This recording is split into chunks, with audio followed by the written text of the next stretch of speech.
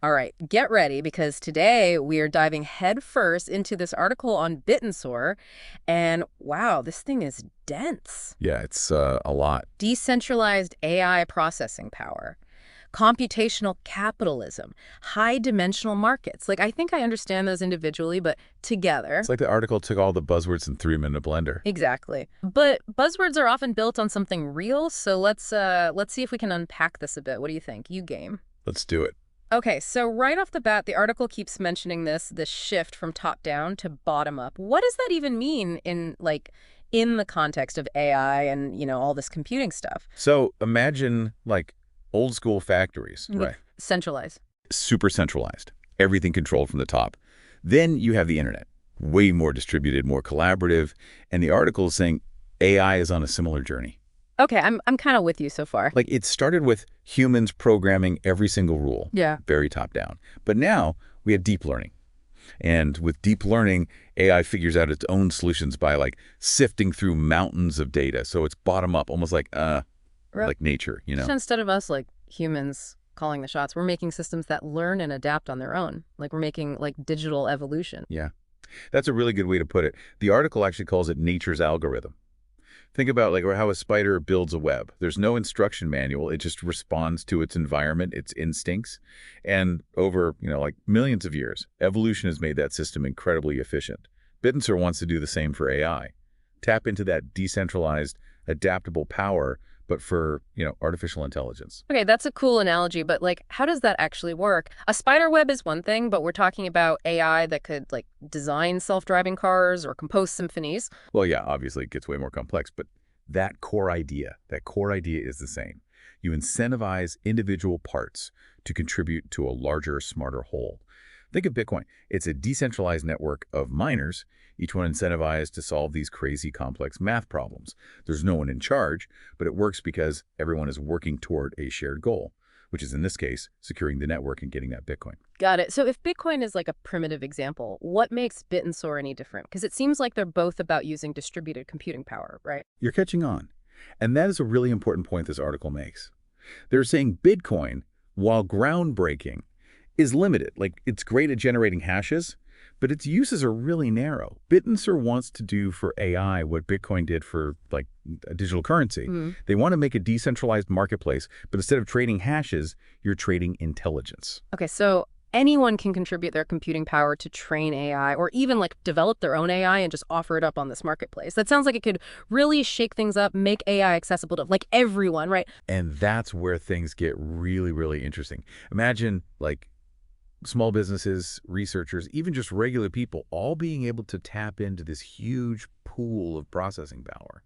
It could be revolutionary, but it also could be, very problematic. The article talks about this too, the concerns about fairness, about like how to prevent a small group from hijacking the whole system. And then there are the ethical questions, like how do we make sure the AI being developed is used ethically? And that's where this Yuma Consensus thing comes in, right? The article made it sound like some kind of like digital referee making sure no one's cheating. But how does that work? Is it really foolproof? So Yuma Consensus, it's actually pretty wild. It's It's like this giant online vote that never ends, right?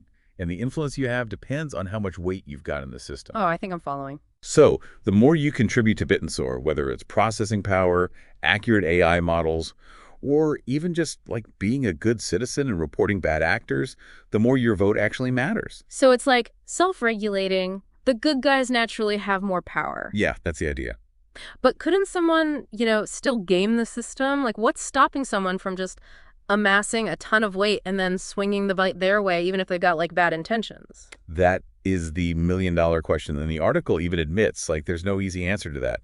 Yuma Consensus is designed to make it ridiculously expensive to try to game it. The further you go from the majority opinion, the more it costs you. Interesting. The thinking is, for most people, doing the right thing, acting ethically, that also becomes the most profitable way to play the game. So you're basically building ethics into the very fabric of the marketplace. I like it. But even if it works, even if we can make this like decentralized AI utopia a reality, I still don't really get it. Like, what does it actually look like in practice? I get the whole marketplace for intelligence idea, but how do you even put a price on something like that? And that is where high-dimensional markets comes in. Oh, boy. It's, yeah. It's definitely one of the weirder concepts this article throws around. Just imagine, instead of just buying like generic computing power, you could buy very specific AI capabilities, AI tailored to your exact needs. You know what I mean? Go on. Let's say you need an AI that can look at satellite images and spot deforestation. Boom, there's a market for that. Yeah. Or say you need an AI that can, I don't know, write children's stories, but they have to have a really whimsical tone. Totally. Yeah. But there's a market for that too. So it's less like going to like a grocery store with generic aisles and more like a hyper-specific farmer's market for any possible flavor of AI you could want. Exactly. A very strange, very specific farmer's market. Wild. Yeah. But also like insanely complex, right? How do you even start to organize something like that? That's the beauty of this whole Bittensor thing, at least, in theory. It's designed to manage all that complexity for you. Think of it like a massive library of AI models that's constantly organizing itself. Users plug in their needs and algorithms match them with the best, most efficient AI available. And of course, it's all governed by the incentives of the marketplace and, Yuma Consensus is keeping an eye on everything. Okay, I'll admit, that's a pretty compelling vision of the future. But I still can't shake this feeling like we're talking about something incredibly powerful here. This could really upend everything. What happens to our existing ideas about value, about work, about social hierarchy even, in a world where intelligence itself is the most important commodity? And that is exactly what makes this whole conversation so important. Like, it's not even really about the technical stuff anymore, the Bittensor specifics or Yuma Consensus or any of that. It's about wrapping our heads around these massive questions they raise about the future of, well, everything.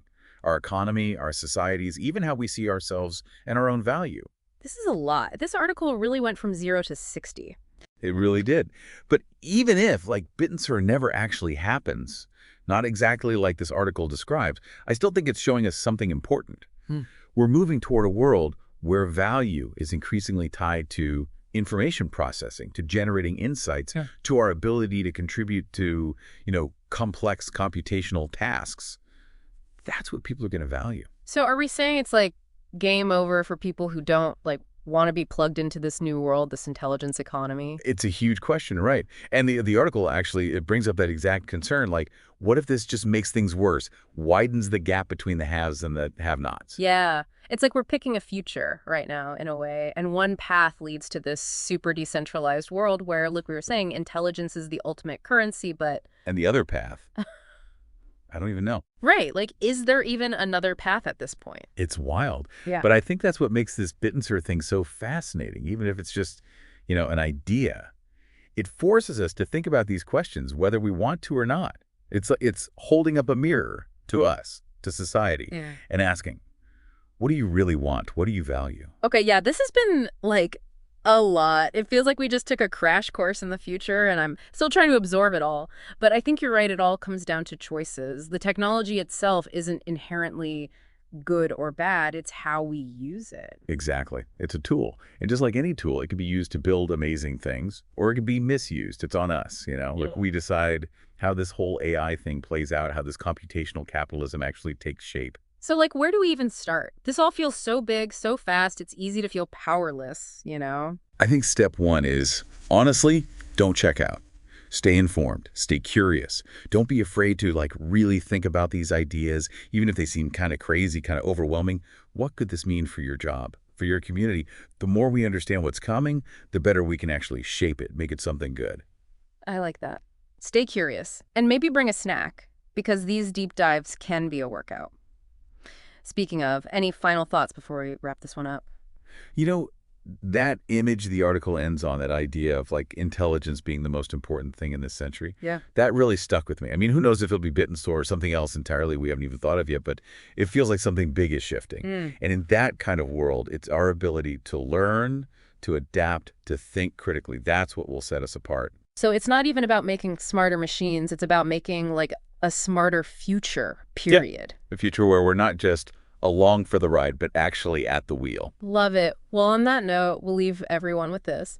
If intelligence really is the new currency, what are you doing to invest in yours? Think about it. And until next time, keep exploring, keep learning, and keep diving deep.